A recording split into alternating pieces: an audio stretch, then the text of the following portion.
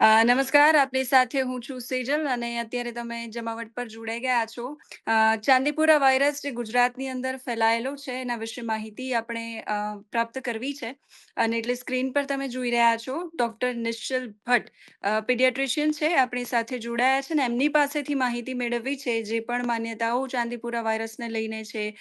લક્ષણો શું છે, કેવી રીતે સાવધાની રાખી શકાય, કેવી રીતે એનાથી બચી શકાય, કેમ કે ટ્રીટમેન્ટ નથી અને વેક્સિન પણ નથી. ટ્રીટમેન્ટ મીન્સ દવા નથી આ વાયરસની કોઈ પર્ટિક્યુલર. એટલે એ બધી જ બાબતો વિશે માહિતી મેળવવી છે. ડૉક્ટર નિશ્ચલ, આપનું સ્વાગત છે જમાવટની અંદર. અ, નમસ્કાર. સૌથી પહેલા તો સવાલ એ કે બાળકોને થતો આ રોગ છે અને 15 વર્ષથી ઓછી ઉંમરના બાળકોને થાય છે. અ, મહારાષ્ટ્રના ચાંદીપુરા ગામની અંદર આ વાયરસ હતો 1965ની અંદર એ ફેલાયો અને ત્યારે એ ગામના પરથી એનું નામ પડ્યું. આ બેઝિક ઇન્ફોર્મેશન બધાની પાસે છે. આપની પાસેથી એ જાણવું છે કે ચાંદીપુરા વાયરસ બાળકો પર અટેક કેવી રીતે કરે છે, કઈ કેટેગરીનો આ વાયરસ છે? બિલકુલ. સૌથી પહેલા તો તમારો ખૂબ ખૂબ આભાર કે તમે આવું એક પ્રોગ્રામ શરૂ કરવા જઈ રહ્યા છો જેમાં તમે હેલ્થ રિલેટેડ વાતો લોકો સુધી પહોંચાડવાના છો. અને હમ આજે આ ટોપિક ઉપર ઇન્વાઇટ કર્યો છે મને, એ બદલ પણ તમારો ખૂબ ખૂબ આભાર. હું પોતે હમ પીડિયાટ્રિશિયન છું. અમદાવાદમાં સેટેલાઇટ પ્રહલાદનગર રોડ ઉપર છેલ્લા 20 વર્ષથી મારી પોતાની હોસ્પિટલ રન કરું છું.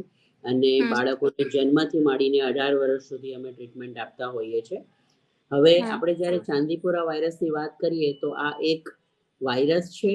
અને એ વાયરસ જે છે એ જેમ તમે ઇન્ટ્રોડક્શન આપ્યું એ પ્રમાણે 1965-67માં શરૂઆતમાં આ પ્રકારના વાયરસના ઇન્ફેક્શન જોવા મળતા હતા.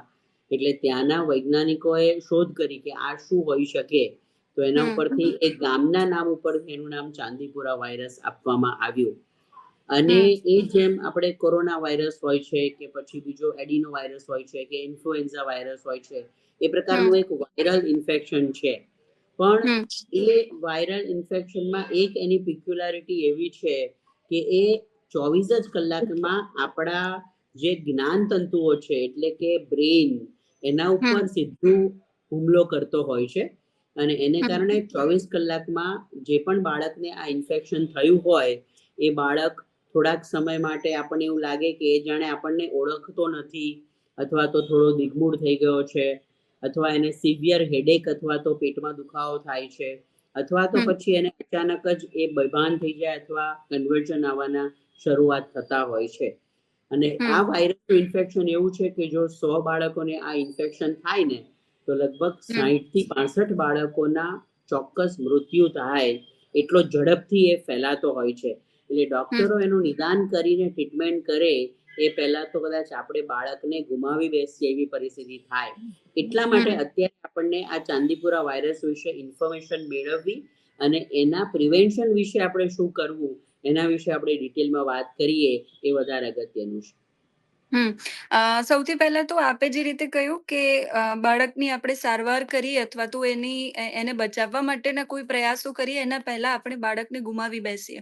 ગુજરાતની અંદર પરિસ્થિતિ સૌથી વધારે કેસીસ કદાચ મારા ખ્યાલથી ગુજરાતમાં નોંધાયા હશે. 150 કરતાં વધારે કેસ તો છે જ ગુજરાતની અંદર અને મૃત્યુ પણ આઈ થિંક 50+ થયા છે.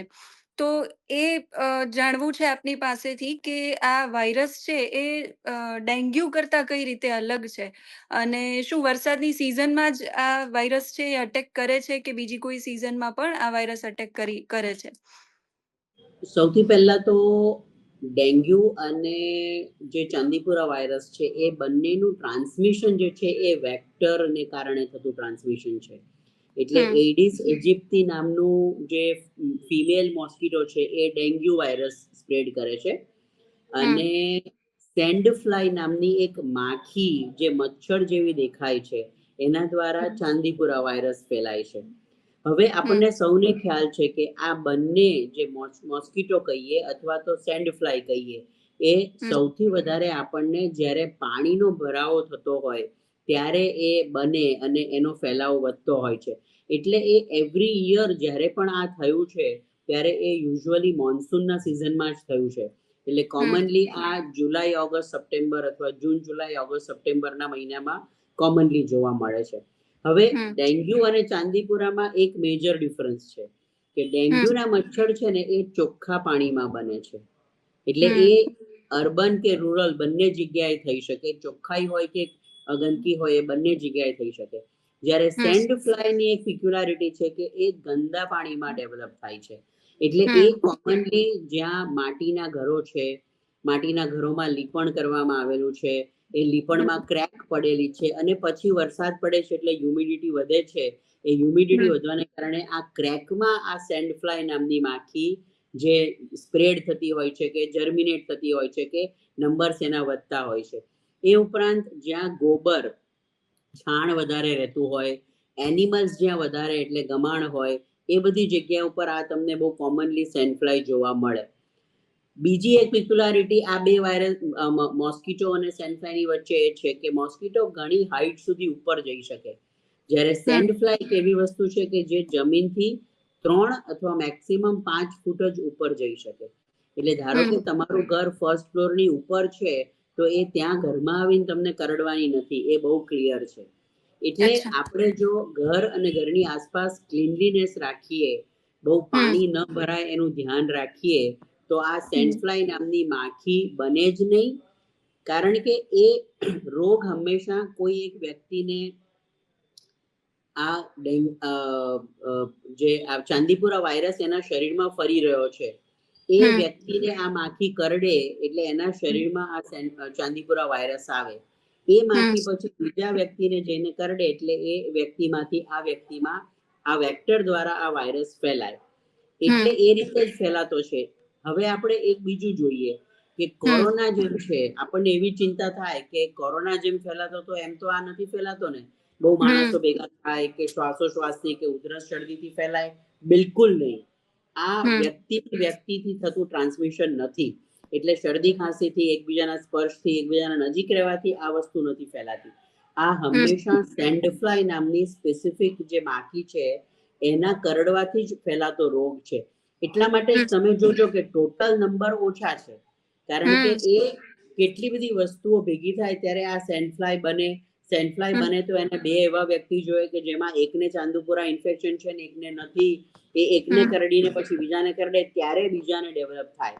એટલે ઘણો ઓકે બધો ડિફરન્સ છે ને એના માટે જ ફોર્ચ્યુનેટલી આપણને નંબર ઓફ કેસીસ ઓછા જોવા મળે છે, પણ હમ ઇન્ફેક્શન થયા પછી એનું રેપિડ પ્રોગ્રેશન છે, એટલે આપણને હમ બાળક બહુ ઝડપથી વધારે બીમાર પડતું દેખાય અને એ ઝડપથી કદાચ ડેથ પણ થાય અથવા એને માનસિક રીતે તકલીફ પણ પડે, એટલા માટે હમ આપણે ખાસ પ્રિવેન્શન કરવું, એના ઉપર ફોકસ વધારે કરવું જરૂરી છે.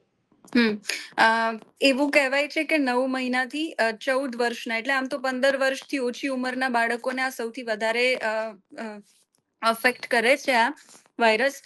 શું એના કરતા કોઈ મોટી ઉંમરના વ્યક્તિ હોય 15 વર્ષ કરતા વધારે, તો એને આ વાયરસ થઈ શકે ખરા? અથવા તો એવા કોઈ કેસીસ થયા છે કે જ્યાં મોટી ઉંમરના વ્યક્તિઓને આ વાયરસે અફેક્ટ કર્યા હોય?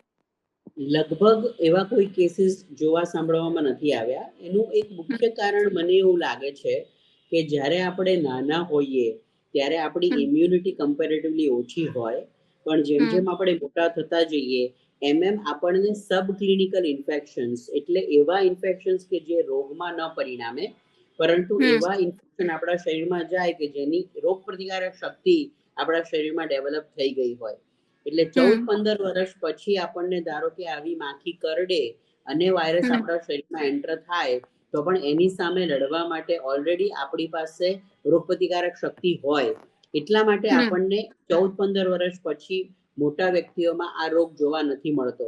પરંતુ હમ મેં જેમ કીધું એમ મારા શરીરમાં હમ એ વાયરસ ફરતો હોય તો મને રોગ નહીં થાય, પણ મને કરડેલી સેન્ડફ્લાય કોઈ નાના બાળકને કરડશે તો એને રોગ હમ થઈને એ ગંભીર બીમાર થઈ શકે. એટલા માટે મોટા વ્યક્તિઓએ પણ આપણને સેન્ડફ્લાયનું બાઇટ ન થાય એના માટે આપણે જે પ્રિકોશન્સ લેવા પડે એ ચોક્કસ લેવા જ જોઈએ. હમ એક સવાલ એ પણ છે કે નથી વેક્સિન આના માટે કોઈ બની? સિન્સ 1965 થી આ વાયરસ છે એ આવી રહ્યો છે, એટલે આમ તો કોઈ નવો વાયરસ છે એવું નથી, જેમ કોરોના આવ્યો તો એ રીતે વેક્સિન નથી આની, કોઈ પર્ટિક્યુલર ટ્રીટમેન્ટ પણ નથી કે કોઈ દવા પણ નથી.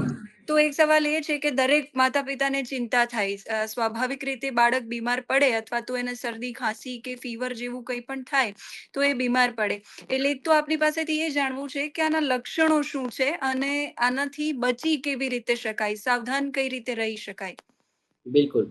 એટલે તમે જે વાત કરી એ બહુ જ સાચી છે કે અત્યારે અમે એ જ જોઈ રહ્યા છીએ કે કોઈ પણ બાળક આ ઉંમરનું હોય, જે નાનું હોય એને ફીવર આવે ને, એટલે પેરેન્ટ તરત પેનિક થઈને બતાવવા આવી જતા હોય છે. એ હમ, બહુ સારી વસ્તુ છે. એને આપણે શું કહેવાય કે સાવચેતી કહી શકાય.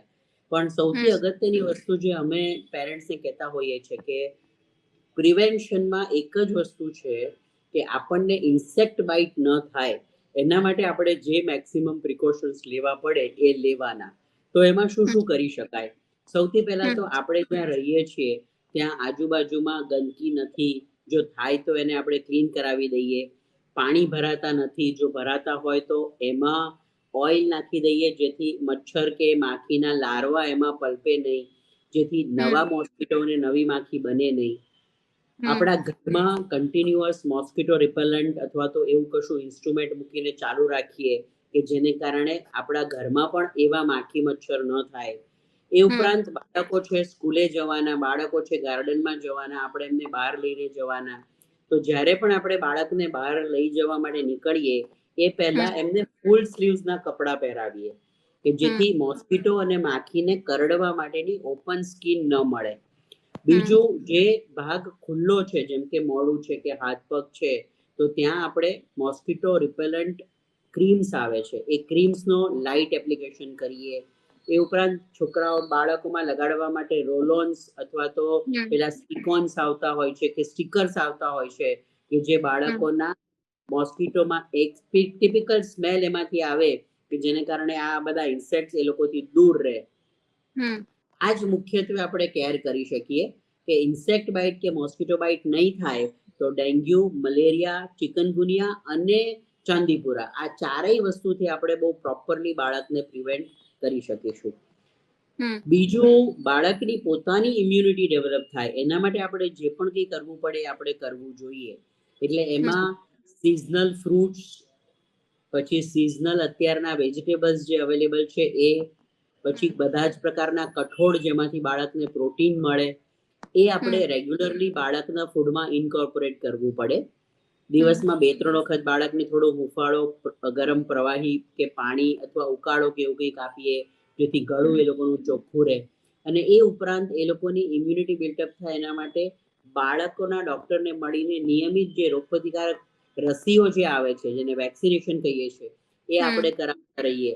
જો આટલા સ્ટેપ્સ લઈએ તો આપણે બાળકને બીજા બધા રોગ અને આ જે 4 જે ઇન્સેક્ટ બાઇટ થતા રોગ છે એની સામે હમ, આપણે બચાવી શકીએ.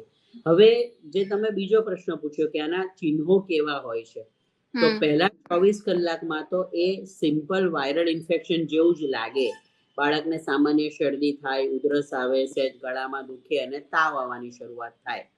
હમ, 24 કલાકની અંદર અથવા 24 કલાક પછી તરત તમને એવું લાગે કે બાળક નોર્મલ બિહેવ નથી કરી રહ્યું, મને હમ, ઓળખતું નથી, અથવા તો એ ઘરમાં એમને એમ કંઈક સૂનમૂન પડ્યું રહ્યું છે, અથવા તો હમ, એને બહુ સખત પેટમાં દુખીની ઉલટી ઉપકા શરૂ થયા છે, અથવા બહુ સખત માથું દુખવાની કમ્પ્લેન કરે છે, તો આપણે તાત્કાલિક બાળકને તાત્કાલિક સારવાર વિભાગમાં, જ્યાં ઇન્ટેન્સિવ કેર યુનિટ અવેલેબલ છે ત્યાં આપણે લઈ જવો જોઈએ. કારણ કે હમ, આમાં એડમિટ કર્યા પછી પણ એને સપોર્ટિવ ટ્રીટમેન્ટ જ આપી શકાય, કારણ કે આપણી પાસે આની કોઈ સ્પેસિફિક એન્ટીવાયરલ મેડિસિન નથી. એટલે હમ, જે સમય દરમિયાન વાયરસે એના ચેતાતંતુ ઉપર હુમલો કર્યો છે એ સમય દરમિયાન આપણે બાળકને સ્ટેબિલાઇઝ કરી એનું બ્રેઇન, એના બીજા બધા અંગો અવયવો બરાબર ચાલતા રહે એના માટે એને સપોર્ટિવ ટ્રીટમેન્ટ આપી અને જો એ 48-72 કલાક કે 96 કલાક કાઢી નાખીએ તો બાળકમાં એની મેતે રિકવરી શરૂ થઈ જતી હોય છે. તાવ હમ, આવ્યા પછી 48 કલાકમાં બાળકને ખેંચ આવે તો એ પણ હમ, એ કહી શકાય કે કદાચ આ ચાંદીપુરા વાયરસ હોઈ શકે. બે હમ, વસ્તુ જે તમે બહુ અગત્યની મારી સાથે વાત કરી, એક તો આની વેક્સિન બની જ નથી અને કોઈ બનાવવા માંગતું બી નથી, કારણ કે આપણે હમ, સમજીએ છીએ કે વેક્સિન બનાવવા માટે બહુ જ બધું ઇન્વેસ્ટમેન્ટ જરૂરી છે. હવે એ હમ, લોકોને બી ખબર છે કે આ 3-4 વર્ષે 100, 200, 500 માણસોને આ રોગ થાય છે, એટલે એ લોકો બહુ જ ઇન્વેસ્ટમેન્ટ કરીને વેક્સિન બનાવશે તો પણ વેક્સિન લેનાર કોઈ નથી રહેવાનું, એટલે પછી કોઈ કંપની એના માટે ઇન્વેસ્ટ કરવા માટે તૈયાર નથી. બીજું, એ થયા પછી બી એના માટે કોઈ સ્પેસિફિક એન્ટીવાયરલ મેડિસિન નથી, એટલે આપણે રોગ થયા પછી સપોર્ટિવ ટ્રીટમેન્ટ જ આપવી પડે. અને સૌથી વધારે ફોકસ આપણે રોગ ન થાય એના માટે જે કરવું પડે એ જે મેં શરૂઆતમાં તમને કીધું એના પર જો આપણે ફોકસ કરીએ તો ડેફિનેટલી આપણે બાળકોને આ રોગથી બચાવી શકીએ છીએ. આભાર ડોક્ટર નિશ્ચલ, તમે જમાવટ સાથે જોડાયા અને સરસ માહિતી અમારા સુધી પહોંચાડી, એટલે અમે દર્શકો સુધી પહોંચાડી શકીએ. અને જો ધ્યાન રાખવામાં આવે તો આ કેસ છે એ ઓછા થાય. જે રીતે તમે કીધું કે કોઈ વેક્સિન નથી, કોઈ ટ્રીટમેન્ટ પણ નથી અને કોઈ એન્ટીવાયરલ મેડિસિન પણ આના માટે નથી બની. તો અમારો પણ એવો જ પ્રયાસ છે આ હેલ્થ શોના માધ્યમથી કે લોકો જાગૃત થાય અને આ કેસ વિશે, આ વાયરસ વિશે પૂરેપૂરી માહિતી એમના સુધી પહોંચે. આભાર. ચોક્કસ, થેન્ક યુ.